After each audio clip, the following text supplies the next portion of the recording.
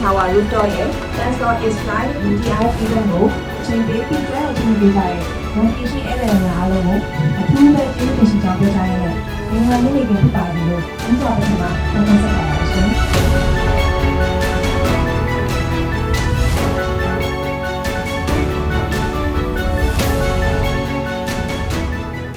ကုမ္ပဏီကို29နှစ်တိုင်အောင်ဆောင်းလျှောက်ခဲ့တဲ့အတွက်ဒီဆောင်းလျှောက်ခဲ့တဲ့ဆရာဆရာမများရဲ့ကျေးဇူးကိုလည်းတုံ့ပြန်တဲ့အတွက်ဒီပွဲလေးကိုဆောင်ရွက်ရခြင်းလည်းဖြစ်ပါတယ်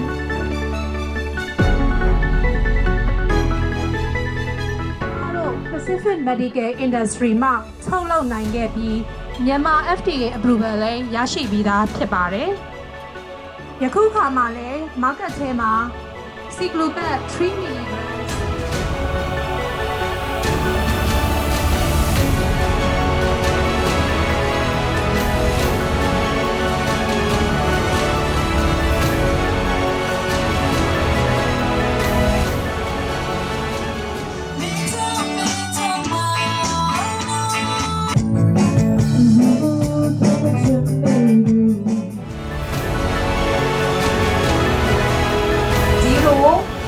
One,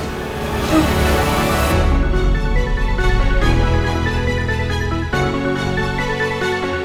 Zero, three, one. ဖြစ်ပါတယ်